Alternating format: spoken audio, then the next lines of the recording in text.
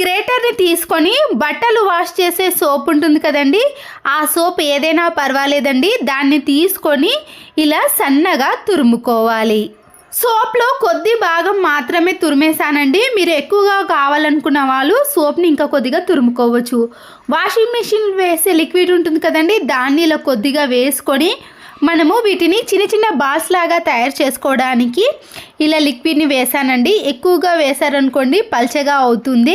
ఇలా బాల్స్ లాగా వచ్చే విధంగా ప్రిపేర్ చేసుకోవాలి. ఇప్పుడు వాష్రూమ్లో ఇలా సైడ్లో అంతా కూడా గారపట్టిన మరకలు ఎక్కువగా ఉన్నాయనుకోండి, మనము ఇలా తయారు చేసుకున్న బాల్ని కొన్ని వాటర్లో మిక్స్ చేసుకొని ఈ వాష్రూమ్లో వేసుకోవాలి.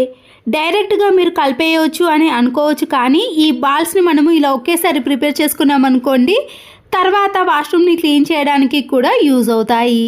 ఈ కలిపిన వాటర్ని అంతా కూడా ఈ వాష్రూమ్లో వేసేసి ఏదైనా బ్రష్తో క్లీన్ చేసుకున్నాం అనుకోండి, ఎంత గారపడిన మరకలైనా ఈజీగా క్లీన్ అయిపోతాయి.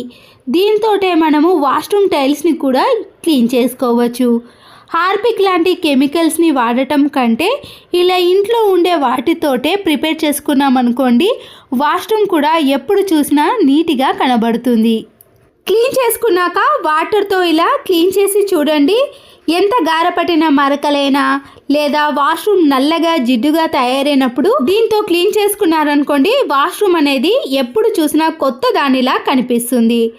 చూసారు కదండి, సైడ్లో కూడా ఎలాంటి మరకలు లేకుండా ఇలా నీట్గా ఉంటుంది. పూర్తిగా క్లీన్ చేసిన తర్వాత మీకు దగ్గర నుంచి చూపిస్తున్నాను చూడండి, సైడ్లో ఉన్న మరకలు కూడా పూర్తిగా తొలగిపోయాయి.